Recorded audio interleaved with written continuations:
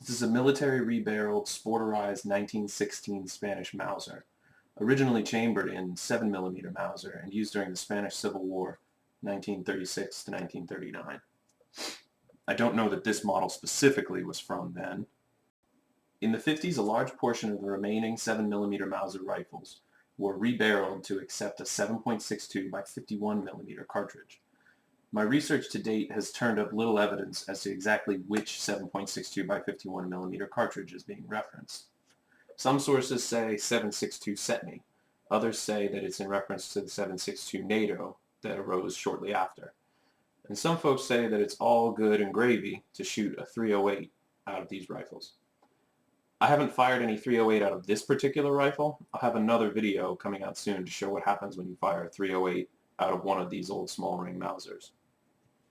The serial numbers on this specimen are matching. However, those that are familiar with the Nazi Kar-98K used during World War II will know that the Germans and the Nazis in particular were very meticulous in making sure that every possible part of any machine had a serial number on it. Cars, tanks, guns, and it's easy to tell if a German Mauser has all matching parts.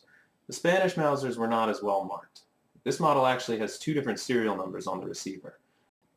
I assume the newer serial was put on after the rifle had been rebarreled into 7.62. There are some pretty interesting markings that I still don't fully understand. The crossed sword and axe is clearly a crest of some sort. The barrel has some markings on it, but I'm pretty sure it's just tooling marks as a result of what I can only assume was a hasty or inexperienced gunsmith clamping down with a vise and not using any type of padding.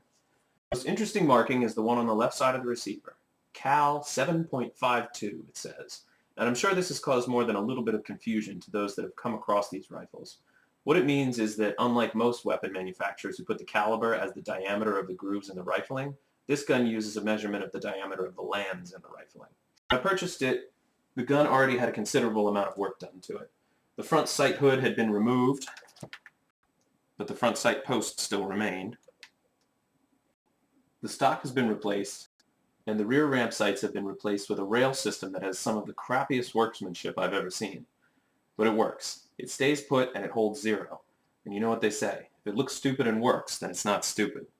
The rifle, when I bought it, came with a Beck Ink Miradot 1 by 20mm red dot sight. Works fine. Hopefully I'll be able to get a pistol scope on it. And now, to avoid any issues with overpowered rounds, I reload all of my bullets. Usually I'll start by buying a box of brand new ammunition. I'll use a kinetic bullet puller to take the bullets apart and refill the powder with a lower charge in it. After the mishap with my previous Mauser rifle, I've decided to err on the side of caution and have underpowered rounds. Something that Mauser enthusiasts should already be aware of is the fact that you can load 6 rounds into a rifle that has a 5-round magazine. I use these standard 308 stripper clips. Got them from China, eBay, whatever. They weren't meant for this rifle. They were meant to feed into the spoon that loads M14 magazines. They fit, but they don't stay put very well. As soon as I let go,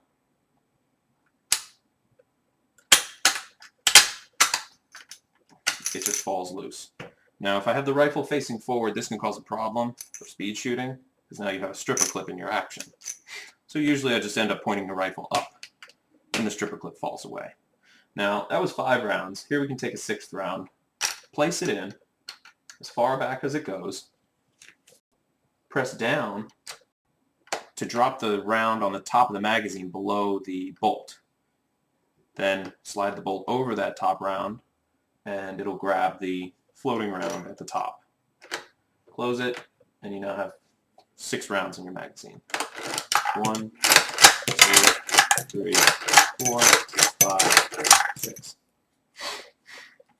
Not particularly helpful if you're doing speed shooting or if you're just screwing around on the range, but that was something that was impressive about these old war rifles. Stripper clips have a little nub in the middle of each side of them. These are designed to stick into the spoon or into these loading grooves. Not these specific loading grooves, think you can see it against the stainless bolt,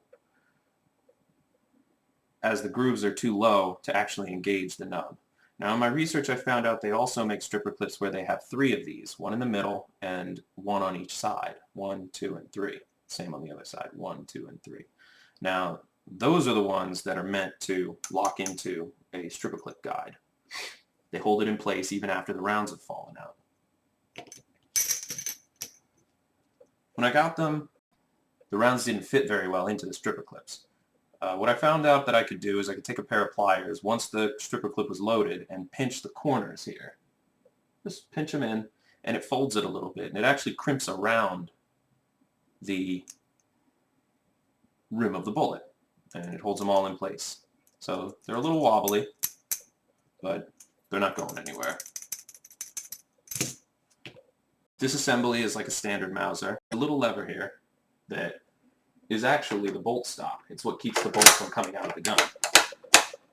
Now when you pull this lever, hold it out, and the bolt comes right free.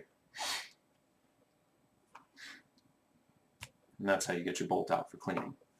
Usually I'll just run a patch all the way through covered in oil, then 2 or 3 more dry patches just to clear out the barrel after shooting. I don't fire corrosive ammo. It's brass casings, copper bullets with lead inside, and one of the IMR powders, IMR rifle powders. I'm looking for Trail Boss powder, but nobody around here sells it. To clean the bolt, usually all I do is unscrew the firing pin off of the bolt. I'll swab around with a cleaning brush. I usually don't put oil in here. I haven't disassembled this firing pin yet. I haven't needed to. I've done it extensively on my previous Spanish Mauser, and I feel like I have a firm understanding of how they function, and from what I've seen, all of the cleaning that I did to the previous one was completely unnecessary. These are very, very functional guns. I haven't done any torture tests, but maybe someday I'll get around to that. So let's put it back. Now, a lot of sporterized Mauser rifles, or rifles that were purpose-built as sport rifles, you know, hunting rifles or target rifles, that sort of thing, usually won't have this feature, or they'll have it ground off. The magazine follower has a ridge, and that's what keeps the first round on the same side of the magazine every time you load it. Now, the rounds will nosedive into the magazine. To close the bolt on an empty magazine, all you have to do is push that little follower down a little bit. The safeties on Mausers are really, really special. I like them a lot. I've never felt a battle-ready model will have a feature on the follower here. There's a little rail, so you can see a silver rail here, running completely up and down the length of the follower. Now what that is it's used to keep the bottom round or left magazine. The bottom of the bolt strips the round off of the magazine and into the barrel.